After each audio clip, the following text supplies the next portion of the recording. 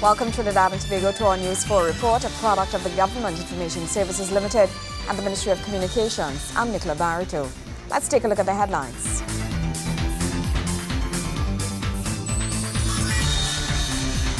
Minister of the People and Social Development encourages more businesses to get involved in poverty reduction programs.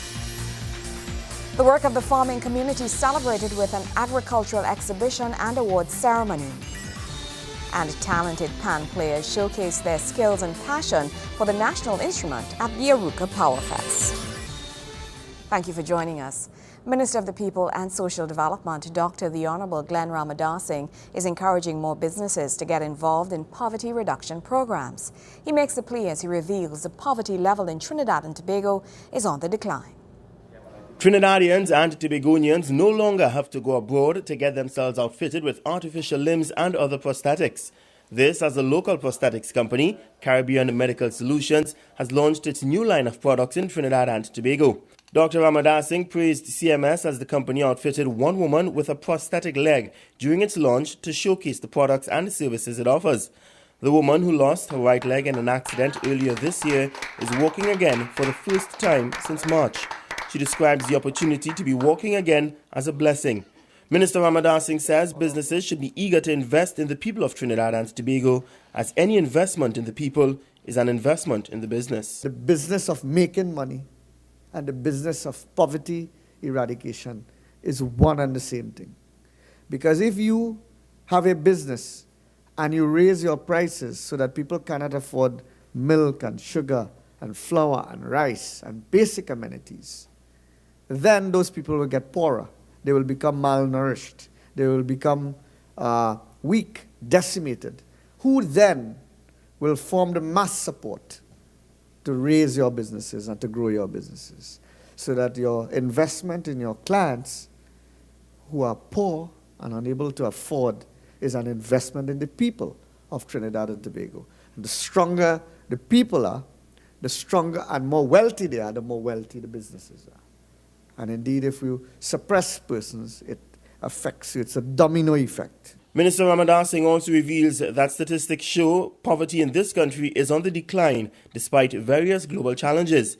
He believes this is due to the various social programs implemented by the People's Partnership Government, including the Children's Life Fund, the Laptop Distribution Program, and the establishment of the Ministry of the People and Social Development. The Ministry of Planning and Sustainable Development speaks to a poverty level across the country of about 16 to 17%. This is phenomenal. When we started, the figures were about 24-25%.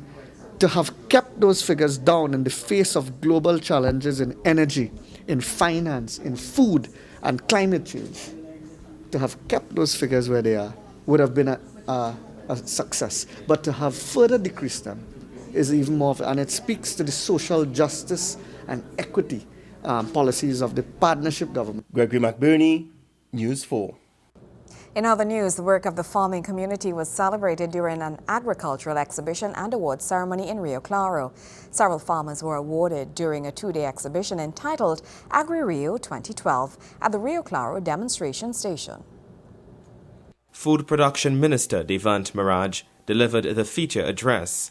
He told farmers that the challenges faced by small Caribbean countries were not unique and that local agriculturists were fortunate. Most of us would appreciate the challenges faced by the Caribbean small island states that are not unique, but pervade the best of the hemispheric economies. The approach of this government has been one of consultation, as mentioned by the chairperson, people-oriented development. It is public knowledge that I've embarked upon a series of consultation with farmers group as well as all other stakeholders in the sector and noted the challenges faced. Only today I decided that at least once a week or at least once every 2 weeks I'll be setting up an office once a day. Minister Miraj says Agri-Rio 2012 signals the importance of agri-entrepreneurship in Trinidad and Tobago, as well as in the global economic sphere. I recognize that it's an important role that the local government councillors, members of parliament have played in facilitating this particular exercise. Only last night, for example, I was at the Penal Rock Road community center in participation with the regional administration South, Mr. Rastogi's staff, ADB, NAMDEVCO, and other related agencies, as I appreciate the work that is required by the various farming communities and the challenges they face, and hopefully provide a solution which the Ministry of Food Production can facilitate and thereby make their lives easier. This two-day exhibition would have indeed highlighted some of the critical success factors relevant to rural community regeneration, rural agri-small and medium-sized enterprise success. The Food Production Minister says it is important that we recognize successful interventions in the sphere of rural regeneration, and in particular, those factors relevant to the success of creating and diversifying agri-entrepreneurs. It is important that we recognize successful intervention in the sphere of rural regeneration, and in particular, those factors relevant to the success of creating and diversifying agri-entrepreneurs. The thought of diversifying agri-entrepreneurs will ensure that we create a dynamic system and responsive food sector which is relevant to the taste and preferences of consumers and remain appealing to all economic levels. Minister Mirage also says that while foreign markets provided economic opportunities for local farmers, it was up to the state to establish the local produce in the foreign market. Joseph Lopez, News 4. News 4 continues after the break. Stay with us.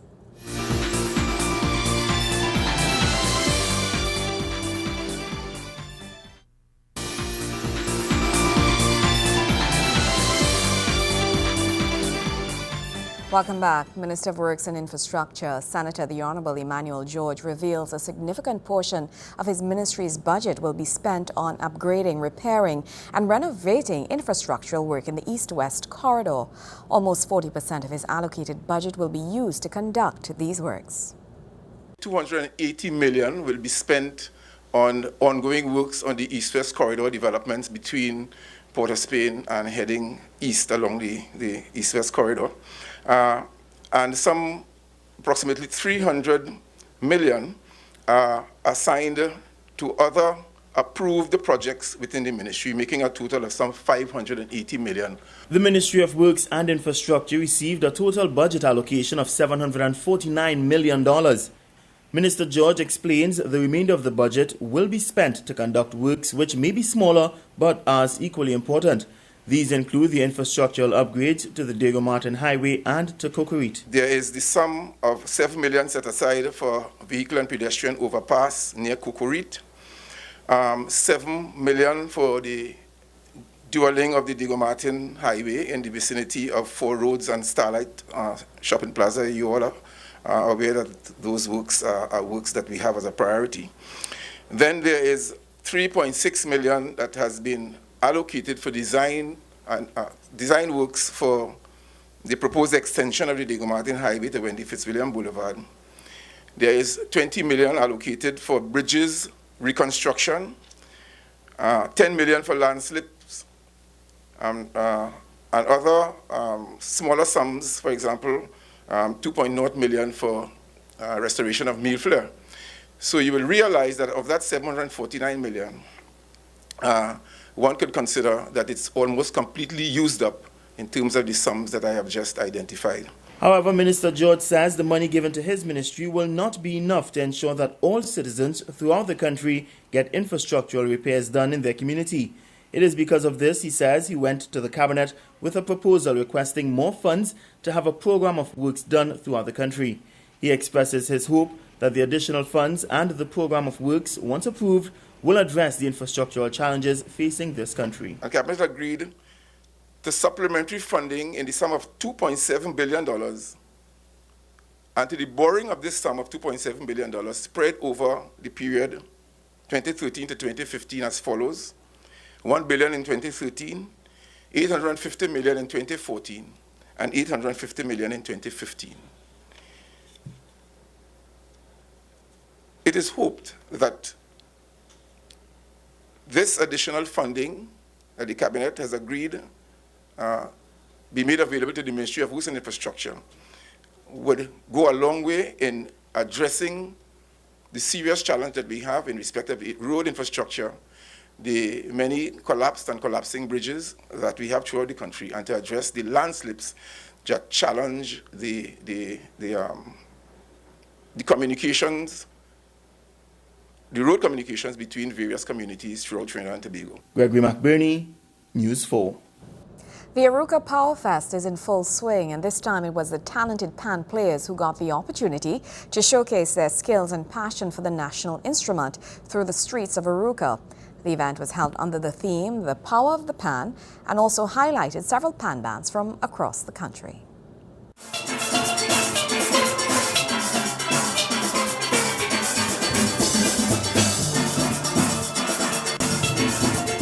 It's the sweet songs of steel pan music ringing out from the Aruka community. However, the event was not all about showcasing pan and music. Time was also taken to acknowledge persons who made invaluable contributions in the community throughout the years. A few months ago, News 4 highlighted the work and resilience of persons in various communities across the country. One such person was Mr. Henley Ash from Aruka. I tried to make my community look distinct from the rest of the community because I wanted to know that civic-minded people live around here so that we could improve the environment by applying ourselves more positively. How long have you been doing this? It seems as though you've been doing a lot of work, as you can see, painting the roads and ensuring that the environment is being kept clean. I've been painting and cleaning the streets since 1986. Mr. Ash is responsible for the immediate beautification and cleanup of the area. Not only that, but he does it for free.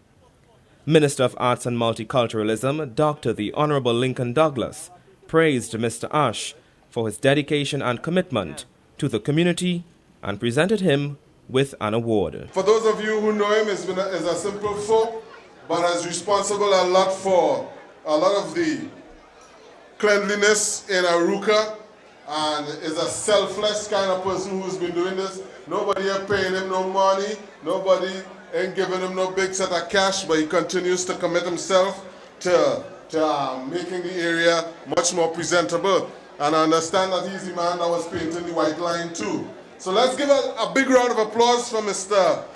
Henley Ash. Yes, ladies and gentlemen.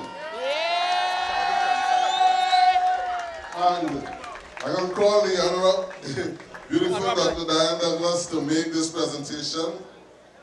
Over here. Yes, sir, on behalf of the Aruka Power Fest Committee and on behalf of the MP, which is myself, Lincoln Douglas, we want to say thanks to you for your hard work, your commitment through the years. I know a lot of times people have been looking here and wondering what's going on in your head, but we understand your commitment and we want to say that we really respect that and continue to support you. We have a check. How much money inside of it? I hear there's plenty money. That's what the man told me. Well done, Henley. Good up, Henley. Dr. Jit Samaru, musician, panist composer, and steel pan arranger, born in Lopino Valley, was also acknowledged and awarded for his contribution in the community. Someone who, apart from his national and international contribution to pan, also has been very instrumental in encouraging others to get involved in the pan movement. And so, ladies and gentlemen, it gives me great pleasure to represent the community in making this contribution to someone who has done so much for the village of Aruka and Lopino and surrounding. Ladies and gentlemen, this award and contribution goes to Dr. Jit Samaru. Let's hear a round of applause. And so we honor him today with this contribution. We want to call one of his sons, Amit Samaru, to receive this on his behalf. Most of you know we wanted to continue to pray for Jit. His health is kind of failing at this point in time, so we want to remember him as we continue to think and continue to pray. Jit Samaru, renowned pan arranger right here from Aruka. Addressing the patrons of PowerFest, Dr. Lincoln Douglas told them one of the best songs that he ever heard played on pan was one orchestrated by Dr. Jit Samaru. I have to tell you, the best song I ever heard played on pan was a Bees Samaru, Bees melody, Jit Samaru arrangement by Renegades. Even the Minister of Arts and Multiculturalism could not help but move to the beat of the sweet steel pan music.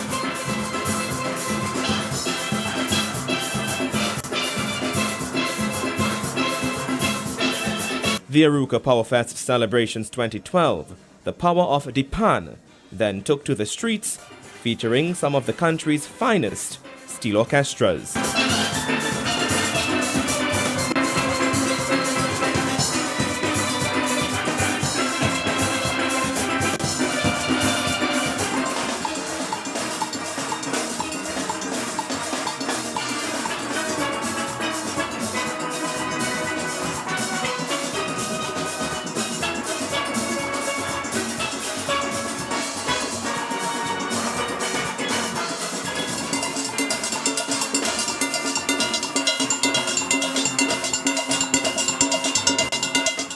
Joseph Lopez, News 4.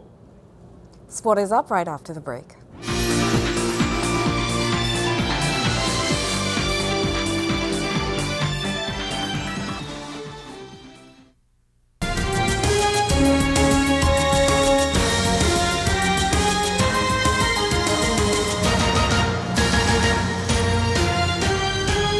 The top three teams on the standing in the Blink B-Mobile National Super League registered wins last Sunday to maintain their positions. The mid-table threat, which developed on the matchday 15, was nullified as a 5-point gap now exists between third and fourth place following Sunday's round. Here's Wayne Cunningham with a rundown of the scores. National Super League leaders Wassa FC managed to keep their 1-point advantage at the top of the standings following matchday 16, which was contested on Sunday. The Watermen travelled to Tobago and came away with a hard-fought 2-1 win over 1976 FC Phoenix in Canaan. Dylan Peterson opened the scoring for Wassa on the stroke of half-time. It was not until the 71st minute that the home team conjured up an equaliser through veteran goal scorer Dominic Kerr. However, Wassa's Glenn Walker sealed the win with an item in the 80th minute. The win kept Anthony Dandula's men just 1 point ahead of second-place Joe Public FC, who inflicted a 5-2 drubbing on bottom club Beach United at the Marvin Lee Stadium in Mokoya. Beach jumped out to a shock early lead with Karen Vincent scoring in the 15th minute. But Keston Bibi Cummings equalized for Public as the teams went in even at half-time. Strikes in the 49th, 56th and 65th minutes by Sheldon Nesbitt, Keno Goodridge and Andre Toussey respectively basically took the match away from the Eastern Counties team. Bardon Lewis pulled one back for Beach in the 77th, but Joe Public got one more from Jamel Lewis to move them to 30 points. Northern outfit Westside Superstars are 2 points below them, but with a game in hand. They had the biggest win on the day, a 5-1 hammering of Central Club Eagles United. Troy Thompson had a double with strikes in the 11th and 65th minutes. Kareem Young, Raymond St. Hilaire and Kevon Piper were the other scorers for Westside. Ian James got an 85th minute consolation for Eagles, who dropped to 8th place with the loss. The biggest move on the standings was made by the Defence Force, who also pulled off the upset of the day when they defeated 4th place Stokely Vale FC. Tevon Eve opened the scoring in the 32nd minute for Kelshall Alexander's team, with Krishan Joseph equalizing 2 minutes after the break for the Tobago team. Akel Nichols scored the winner for the Military Men in the 79th minute, allowing them to move out of the relegation zone for the first time in the second round. Southern team Club Sando continued to fall down the standings. They drew 0-0 with Eastern outfit FC Santa Rosa, who kept their 6th place on the points table. With them in mid-table is Siparia Spurs. Their match, with second from bottom Real Maracas, is now scheduled to be contested on Diwali, November 13th. Wayne Cunningham, News 4 Sports. More news after the break.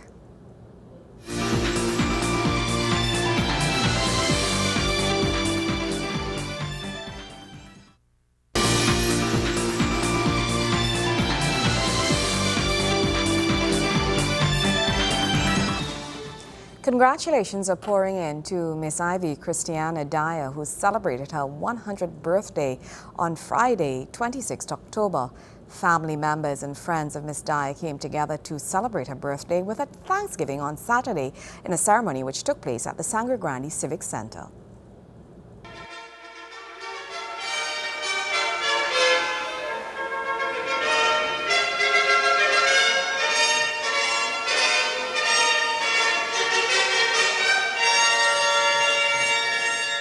Beaming with a smile, Miss Ivy Christiana Dyer is a joyful centenarian. In the proud, grateful and loving company of her family, Miss Dyer celebrated her milestone, 100th birthday, at the Civic Center in Sangre Grande. Miss Dyer's family paid her a fitting tribute on the auspicious occasion, her 100th birthday, but first thanking God for life.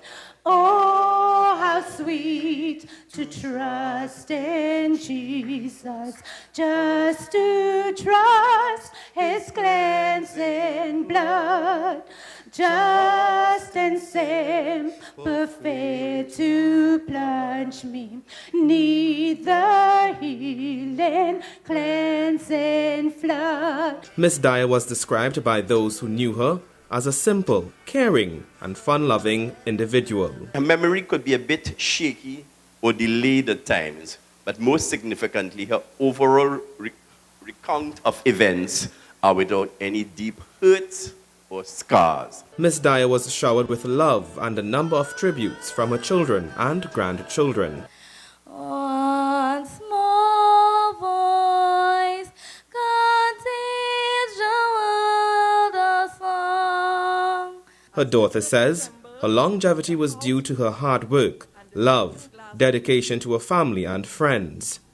But most of all, it was her complete trust in Almighty God. As the earth trembled, the house rocked, and the drinking glasses on the wagonette fell to the ground and smashed, you were in the yard, and Janice and I ran to you. Your response was to have us kneel on the ground in the yard and say the Lord's Prayer. Thanks for the valuable lesson that you taught us. That is, to call on the name of the Lord in times of trouble. Her other daughter Janice also recalled the fun times and memories she treasured most with her mom growing up as a child. I remember that whenever I became ill with a cold, fever, or any other childhood disease, you showered me, in fact, all of us, with love, care, and attention. It was always so comforting at nights to run to your bedroom, just to be able to lie on your bed and have you doctor me.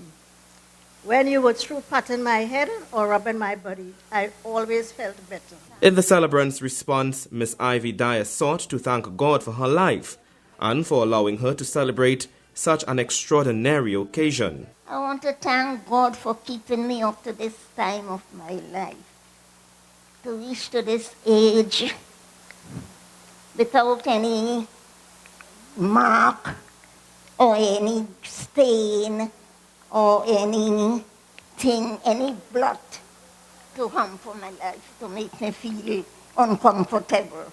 I thank God for that. Miss Dyer says she felt rich, knowing that so many people were present for her 100th birthday. Joseph Lopez, News 4.